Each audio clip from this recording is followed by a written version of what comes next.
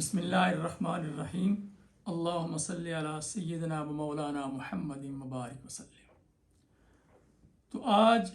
इस मुख्तसर से टाइम में हम कोशिश करेंगे कि ड्रग की 3 मज़ीद डेफिनेशन को समझा जाए। जिस तरह हमने पहले ज़िक्र किया था कि ड्रग किसको कहते हैं, फिर स्पूरियस ड्रग कौन सी होती है,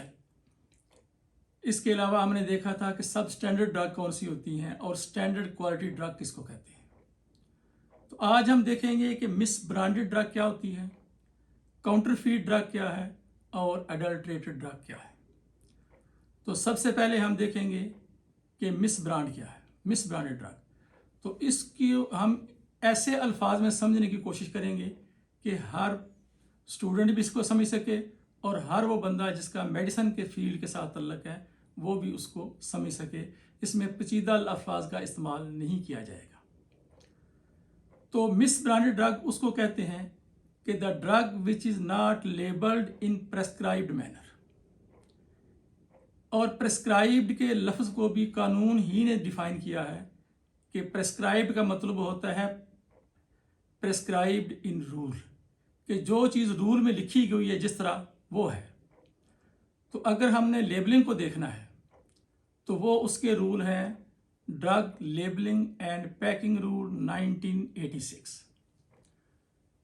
तो जब हम देखते हैं इन रूल को तो उसमें जो इम्पॉर्टेंट चीज़ें हैं वो है कि ड्रग का अगर वो ब्रांड है तो उसका ब्रांड नेम लिखा हो, उसके साथ एक्टिव इंग्रेडिएंट का लिखना, उसकी स्ट्रेंथ को मेंशन करना, ये इंतहाई ज़रूरी है। फिर उसके यूजेस क्या हैं, इंस्ट्रक्शन क्या हैं, उसका बैच नंबर क्या है,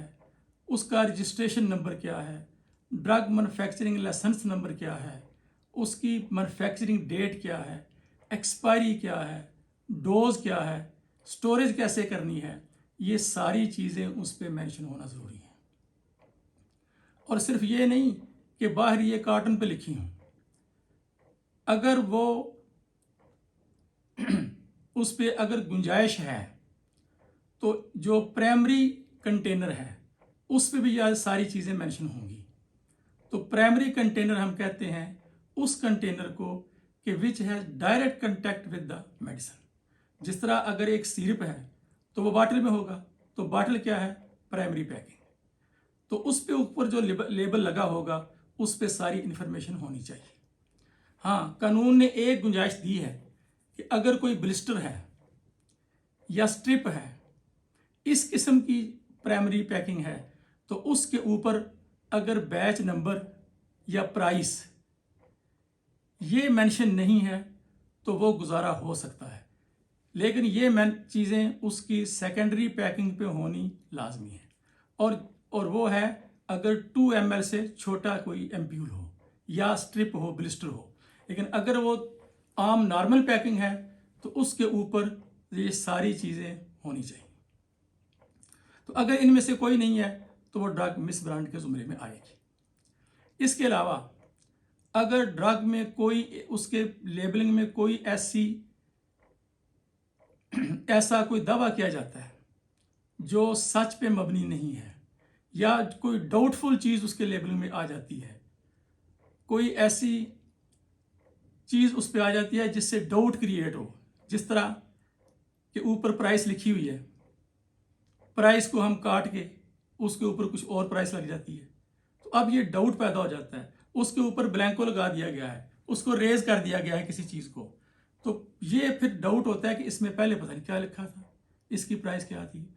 एक्सपायरी काट के हम एक्सपायरी नहीं लिख देते हैं, उसके ऊपर स्टिकर लगा देते हैं। इस किस्म की कोई भी खराबी उसमें होगी तो वो ड्रग मिस ब्रांड के ज़ुमरे में ही आएगी। तो इसके अलावा एक और चीज़ भी बड़ी सबको पता होना चाहिए कि ड्रग के ऊपर उसकी स्पेसिफिकेशन का होना लाजमी है कि ये ड्रग किस ऑफिशियल बुक की स्पेसिफिकेशन के मुताबिक बनाई गई है। जिस तरह बीपी है, यूएसपी है, पाकिस्तान फार्माकोपिया है, या किसी भी जिस भी फार्माकोपिया के तहत वो बनाई गई है उसका नाम उसके ऊपर मेंशन होना चाहिए। अगर वो बनाई किसी और स्पेसिफिकेशन के मुताबिक है, उसके ऊपर स्पेसिफिकेशन कोई और मेंशन है, तो वो भी मिस ब्रांड के ज़ुमरे में आएगी। अगर उसके ऊपर सिरे से स्पेसिफिकेशन मेंशन ही नहीं है तो फिर भी वो आएगी इसी मिस ब्रांड के ज़ुमरे में।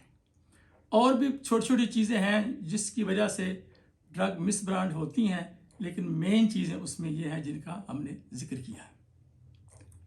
तो इसके बाद हम आते हैं काउंटरफीट ड्रग की तरफ। तो काउंटरफीट का मफहूम बड़ा सादा सा है कि अगर एक कंपनी दवाई बनाती है, कोई डोजेज फार्म बनाती है, और उसके ऊपर जो उसका लेबल है, जो उसकी पैकिंग है, जो कलर स्कीम है, जो उसका नाम है, वो इस तरह से रखती है जो किसी और कंपनी के नाम से मिलता जुलता है, और इतना मिलता जुलता हो कि आम बंदे को, ले मैन को धोखा दिया जा सके कि ये वही दवाई है और एक्चुअल वो ना हो, तो इसको हम कहते हैं काउंटरफीट ड्रग। तो अब हम जिक्र करते हैं अडल्ट्रेटेड ड्रग का। तो अडल्ट्रेटेड ड्रग का मतलब होता है कि किसी ड्रग के अंदर कोई फॉरेन मैटर हो, कोई फॉरेन पार्टिकल आ जाए, उसमें कोई फिल्थी आ जाए, उसमें कोई कीड़े मकोड़े, रोडेंट, इस किस्म का कोई छोटा मोटा जानवर उसमें आ जाए, तो उसको हम कहते हैं कि ये अडल्ट्रेटेड है, यानी इसमें अडल्ट्रेशन हो गई है। कोई ऐसी दवाई जब उसको बनाया गया तो वो कंडीशन अनसैनिटरी कंडीशन थी, सफाई का कोई इंतज़ाम नहीं था, उसकी वजह से उस दवाई के अंदर मुख्तलिफ़ किस्म की ये फॉरेन पार्टिकल वगैरह शामिल हो जाते हैं, तो उसको भी हम कहते हैं ये अडल्ट्रेटेड है। बाज़ बात ये होता है कि जो पैकिंग मटेरियल होता है, पैकिंग से कुछ केमिकल या कुछ मवाद लीच करके वो चला जाता है मेडिसिन के अंदर, और वो पॉइजन की शक्ल में होता है, तो उसको भी हम कहते हैं ये मेडिसिन जो है ये अडल्ट्रेटेड हो गई है। लेकिन अडल्ट्रेटेड में अंदर जो कानून ने जो एक लफ्ज़ इस्तेमाल किया है वो ये है कि अडल्ट्रेटेड मेडिसिन वो है जो कि इंजूरियस टू हेल्थ भी हो, यानी उस अडल्ट्रेशन की वजह से, उस चीज़ के उसमें शामिल हो जाने की वजह से वो हेल्थ के लिए नुकसानदेह हो, तो हम फिर कहेंगे कि ये अडल्ट्रेटेड है। एक और किस्म की दवाई जो मेडिसिन जिसको हम अडल्ट्रेटेड कहते हैं, वो ज़रा टेक्निकल सी चीज़ है कि फ़र्ज़ किया कि एक मेडिसिन है जिसके लेबल के ऊपर लिखा पैरास्टामोल, लेकिन उसमें पैरास्टामोल के अलावा कोई और एक्टिव इंग्रेडिएंट भी शामिल कर हो गया है जिसका उसमें जिक्र नहीं है, जो इंग्रेडिएंट प्रेस्क्राइब नहीं है, तो उसका भी जिक्र उस पर आ गया है,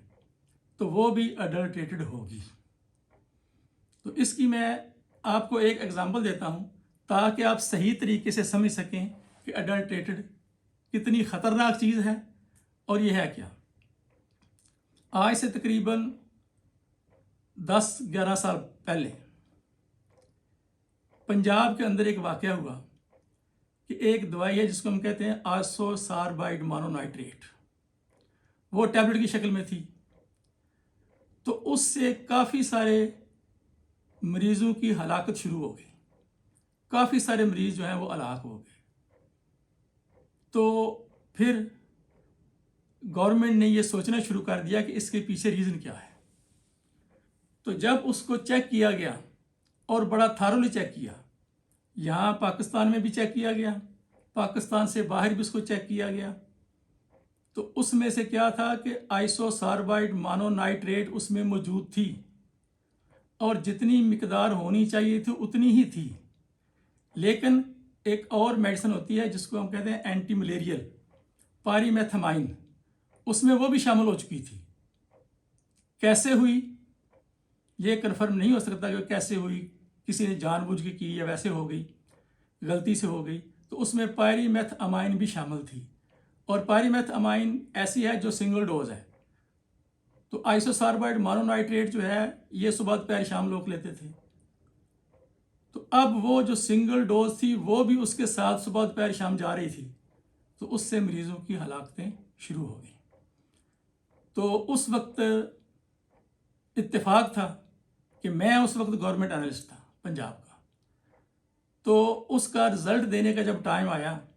تو اس میں بڑی لمبی چوڑی ہماری ڈسکشن ہوئی کہ آیا اس کو کیا ڈکلیئر کریں، کیونکہ اس میں جو میڈیسن ہے وہ پوری ہے، جو آئسوساربائڈ مونونائٹریٹ ہے وہ اتنی ہے جتنی ایک سٹینڈرڈ کوالٹی میں ہونی چاہیے، باقی سارے پیرامیٹر بھی وہ میڈیسن پورے کرتی تھی، وہ ہر چیز کو فلفل کرتی تھی، ساری کنڈیشن کو۔ تو بڑی سوچ بچار کے بعد پھر میں نے یہ ڈیسائیڈ کیا کہ اس میڈیسن کو ہم ایڈلٹریٹڈ ڈکلیئر کریں گے، اس لیے کہ یہ جو شک ہے ایڈلٹریٹڈ کی ڈیفینیشن میں کہ اگر کوئی پرسکرائبڈ انگریڈینٹ کے علاوہ اس میں کوئی ایسی ڈرگ نکلتی ہے جو انجیریس ٹو ہیلتھ بھی ہے تو ہم اس کو ایڈلٹریٹڈ کہیں گے، تو پھر اس کو ایڈلٹریٹڈ ہم نے ڈکلیئر کیا۔ اور پھر اس کے بعد جب 2018 کے اندر قانون کو امینڈ کیا گیا، اس میں سزائیں جو ہیں امینڈ کی گئیں، تو اس میں ایڈلٹریٹڈ کی سزا پہلے بہت کم ہوا کرتی تھی، لیکن اس چیز کو دیکھتے ہوئے کہ کبھی کبھی ایسا بھی ہو جاتا ہے کہ ایڈلٹریٹڈ سے بندے مرنے بھی شروع ہو جاتے ہیں، تو پھر جب قانون بنا تو اس کی ایڈلٹریٹڈ کی سزا اور اسپوریس کی سزا دونوں کو برابر کر دیا گیا، اور ساتھ یہ لکھ دیا گیا کہ ایسی ایڈلٹریٹڈ دوا جس سے کسی کی ڈیتھ ہوئی ہو یا کوئی ڈس ایبل ہو گیا ہو، تو یہ وہ کنڈیشن تھی جو اس وقت ہوئی تھی آئسوساربائڈ مونونائٹریٹ کی طرف۔ تو امید ہے کہ اب آپ کو ایڈلٹریٹڈ کے میننگ جو ہیں یہ سمجھ میں آ گئے ہوں گے، اور یہ اختصار کے ساتھ ہم نے اس کو بیان کیا ہے، اور اسی پہ اکتفا کرتے ہیں، انشاءاللہ باقی ملاقات بعد میں ہوگی۔